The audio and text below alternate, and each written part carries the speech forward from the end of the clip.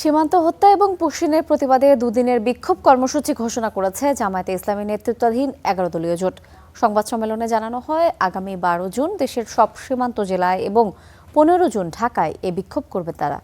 জোটের নেতারা বলেছেন, সরকারের ১০০ দিনের শাসনামলে আইনশৃঙ্খলা পরিস্থিতির ব্যাপক অবনতি হয়েছে।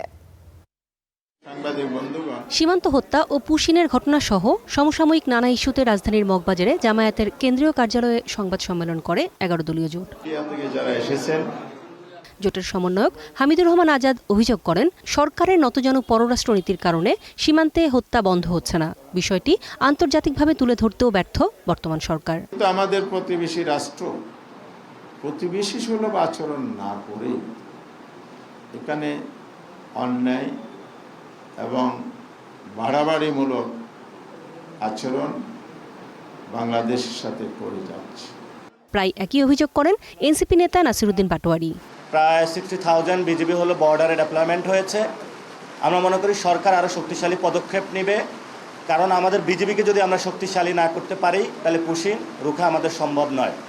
এ সময় সীমান্তবর্তী জেলা এবং ঢাকার আলাদা বিক্ষোভ কর্মসূচি ঘোষণা করে ১১ দল। আমাদের স্বাধীনতার মর্যাদার সর্বোচ্চ রক্ষার জন্য আমরা সেই প্রতিবাদ সমাবেশের ডাক দিয়েছি আগামী ১২ জুন।